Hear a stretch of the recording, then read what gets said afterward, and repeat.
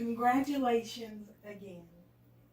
Now you've joined a small elite group of entrepreneurially minded folks who are about to take that gutsy move of becoming an entrepreneur. Now my number one goal in this video is to help you reach your goal of becoming the entrepreneur you've always dreamt of. Now in 2013, when I began studying this subject, I found the statistic on the front of the book that says 50% of all small businesses fail within 5 years, and 30% of those will fail in the first 2 years of operation. The numbers came from the SBA and the Department of Commerce, but the disturbing thing I found was the failure numbers stayed pretty steady year after year. Now these are dreaded statistics every entrepreneur fears. But I can tell you from experience, they are not statistics that everyone has to face.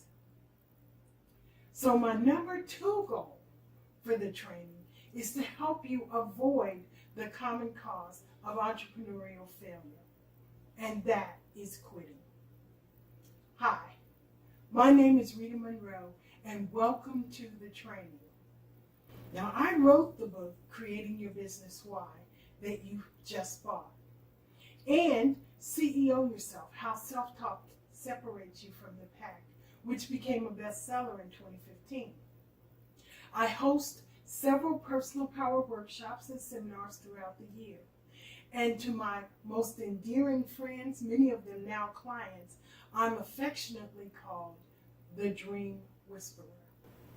Now I don't want to talk about myself in this video, but I need to quickly give you some background information so you'll know what qualifies me to talk to you about the entrepreneurial spirit and starting your own dream enterprise, and so you can determine how best I can help you. Now I can honestly say I haven't always been entrepreneurially minded, because for a long time I followed the canned advice of yesteryear. Get a good education, a good job, work for someone else all your life, and you'll be okay. Now, my husband, Larry, and I were military, but we didn't know what to do once we finished that career. So we decided to try our hand at owning our own business. We got involved in the janitorial business. I got a real estate license and tried selling houses. We got involved in Amway and A.L. Williams. I even got an insurance license, but none of these businesses ever grew on me. Now, Larry finally found his niche in residential maintenance, remodeling, and construction, and I helped him for many years. But nothing ever inspired me long enough to hang out my sign that said success or bust. Are you feeling some of that? So, I quit doing all that stuff and got a job as a college instructor, teaching business, and I hung out my shingle consulting with other business owners in HR and HR law matters, my areas of expertise. So there I was, teaching business courses that taught that people were expendable commodities, which I didn't believe. And I was consulting with business owners who did believe that, and who treated their employees and me like a commodity. Every day I dragged myself through the process that sapped my entrepreneurial energy. I needed to find something that inspired me, but I kept piling stuff on. This was me in 2011. I was in school, getting a second doctorate, serving as the dean of a Bible college, teaching classes at 2 other colleges, taking on an occasional consulting client, and grieving the death of a child who died in December of 2010. I didn't need anything else on my plate. You know, Plato said necessity is the mother of invention, and I was in need. So I was cautiously optimistic in 2012 when I started helping friends organize and structure their life around their gifts, what they wanted to achieve, set attainable goals, and put their plans into play. Now, I never dreamed the work I'd always dreamt of doing was about to overtake me and grow. Now, like I said, I was cautiously optimistic, so I stayed part-time, just under the radar, studying and learning and avoiding selling, even selling my coaching services until 2014 when I released CEO Yourself. You see, teaching women to organize themselves and set goals was the stuff that led to the radical revolutionary concepts of personal power and dream creation that I help people discover now. And that stuff morphed into speaking, training, and my coaching enterprise. So if you're thinking about starting an enterprise, a business, and you're still working, no problem and no excuse. I can help you jump over any hurdle you may face. Now here's the exciting part of all that. I started helping others do what I was good at, organizing my life, my time, my skills into goal accomplishment. Now when we organize our lives around what we're good at, we end up doing what we love, what we were always meant to do. And quitting becomes a thing of the past. Today, I love what I'm doing. I work for myself and create my own schedule. I wake when I want, excited about what the day will reveal. I eat, sleep, breathe, and create personal power and life-transforming strategies and techniques. Now, I'm never out of life-transforming concepts and energy because I hooked myself up to 5 powerful mentors, coaches, and trainers. And today, I'm on a strategic path to do 6 figures. But here's the best part. I get to choose the people I work with and for. That's why I'm reaching out to gutsy people like you. What made the difference in my inspiration and motivation for my business now and not for the other things that I was doing? My why. So without further ado, let's go to the board and get started with some background on the word entrepreneur. Now, what is an entrepreneur? It's really not what you think. If you look up entrepreneur in Webster's or on dictionary.com, you'll find entrepreneur defined as one who organizes, manages, and assumes the risk of a business or an enterprise.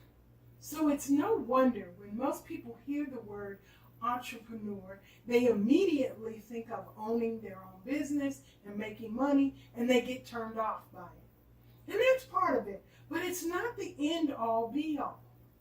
How we define things force us to think in certain ways. But what if you don't want to or can't assume the risk of a business right now? What do you do then?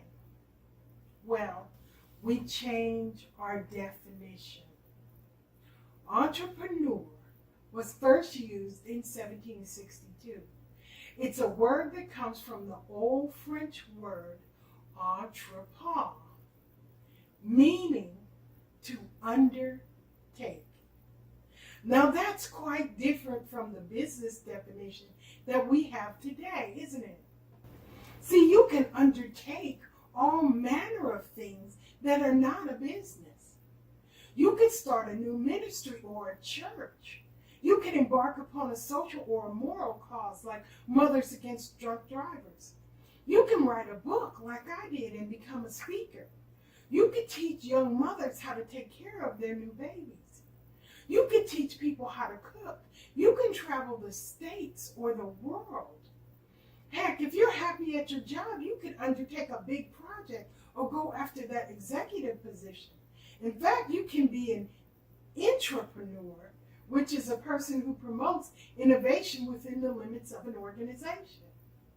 To undertake something means to purposefully plan, prepare, and proceed.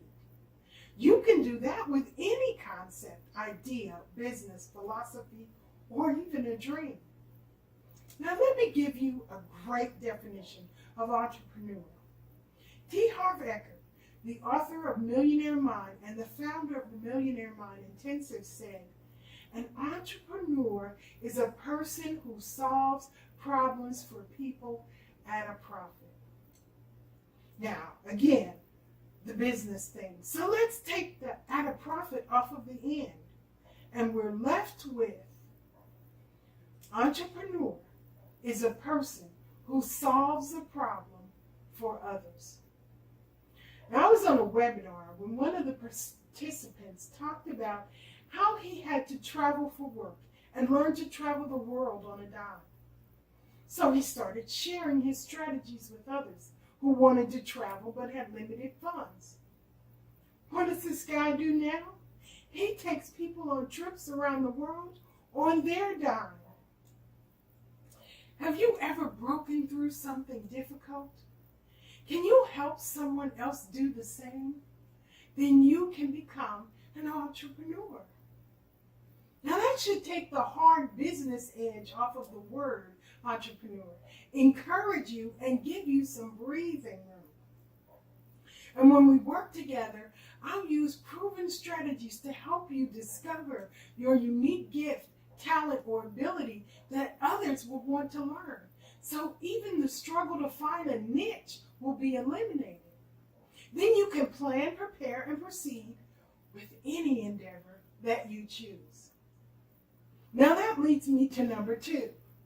How you can become a startup entrepreneur no matter who you are, what you do, and while you do what you have to do. Now, I started my endeavor part-time with life happening all around me. Everyone has only 24 hours a day. And what you do with yours is crucial to how successful you become and whether you accomplish the things that you say you want to accomplish. Now, one of the first things I help clients do is find the time in their schedule to do what they want to do, time they don't think that they have. So let's construct an example. Okay, you're ready to write that book you have inside you. Now, I can relate to this one because I wrote a book while I was going to college and still made straight A's in all my classes. So even the busiest people have at least 5 to 10 hours of unproductive time a week to devote to what they really want. So what is unproductive time? Well, it's any time you spend doing things that don't bring you the results or the outcomes that you are looking for. Some examples: TV, radio, trolling Facebook, the internet, or Twitter, spending hours on the phone talking about nothing in particular. That is unproductive time. Okay, so you spend 9 hours at work, 1.5 hours commuting back and forth, and 8 hours sleeping a day. Now that's 18 and a half hours.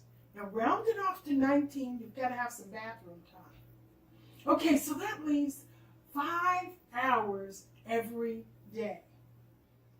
Now if you have to cook and spend quality time with the kids and your spouse, that may be another 3 to 4 hours a day. So your book writing on the weekdays might be only 1 hour a day. Disappointing, huh? No, when you look at it differently. You see, that 1 hour turns into 365 hours in a year, or 9 40-hour work weeks. You think you could get a book written in 9 weeks? I think you could too.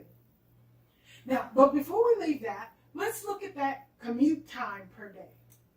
Now, I want you to think of your car as a rolling university. When you get in it, pop in a CD or download some material from the internet onto your phone and listen on your way to work. You see, that is unproductive time that you could make useful learning something about your subject matter. Okay, so how about that lunchtime? Don't engage in small talk or lunchtime gossip. You can go ahead and be social, but do it, say, once a week and devote the other 4 days to your dream of writing a book. Find a quiet place at work and write. So if we add to your 1 hour a day, your 1.5 hours of learning commute time, and your 4 hours a week lunch times, you now have 15 hours a week. So that 9 40-hour weeks turns into 19.5 weeks a year to devote to any new endeavor you want to pursue. Maybe you want to learn SEO, coding, or cybersecurity, which are the new careers today. Buy an online program. Use your phone during your commute and work the program every day during your lunch hour. You got it. Now, I often tell people they need to read at least one self-help book a year. You know what the answer I get is? Yep. Oh, I love to read a self-help book, but I don't have time to read. Okay, so here's how I help them destroy that excuse. Go to Michael's and buy a basket. Then go to my website or Amazon and buy my book, CEO Yourself. Or I guess you could go to Barnes & Noble's and buy several other self-help books that you might find interesting and want to read.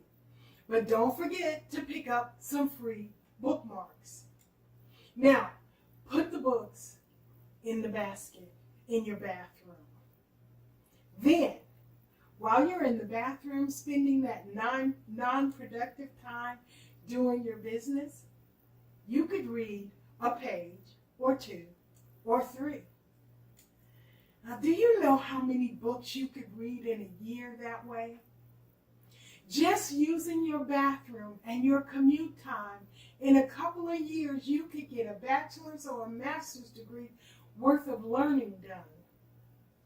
Now, if you apply the same techniques that we just talked about to your weekend calendar, you'll find the time you need to do anything, including starting your own business. It is amazing how much time that you can steal back to put toward your entrepreneurial dream. Which leads me to number 3. Okay, number 3, what is this dreaded statistic all about? Well, 50% of all businesses fail within 5 years, and 30% of those businesses will fail within the first 2 years of operation. And the cause is fear. Specifically, fear of failure is actually the cause of why only 20% of people undertake starting a business, while the other 80% remain paralyzed. Now let's reframe the failure scenario so there's not so much fear attached to it. Now think of failure as a gift and not a death sentence.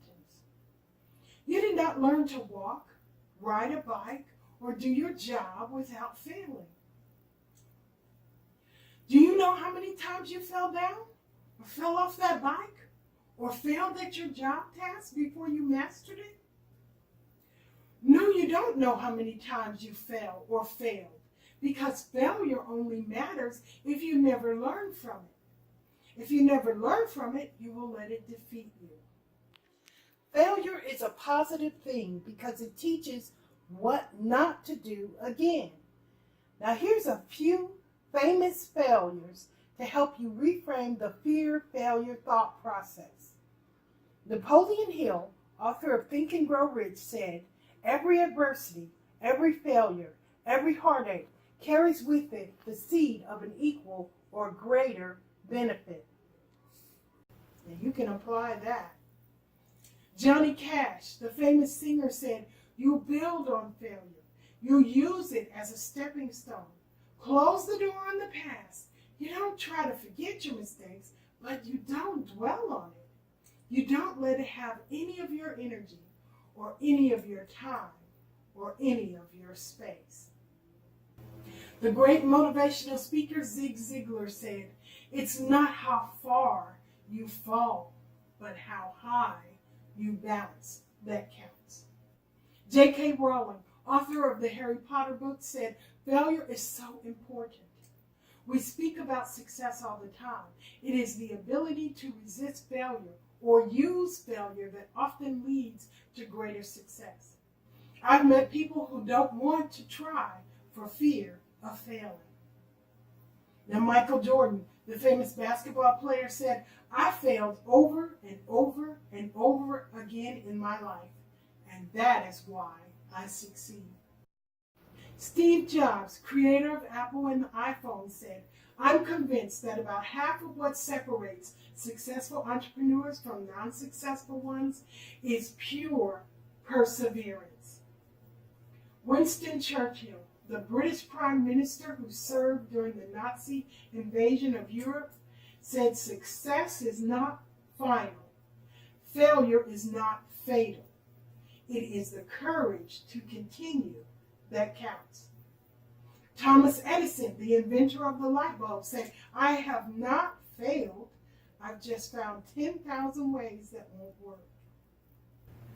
Gina Showalter, author of the Dark Passion book, said, giving up is the only sure way to fail.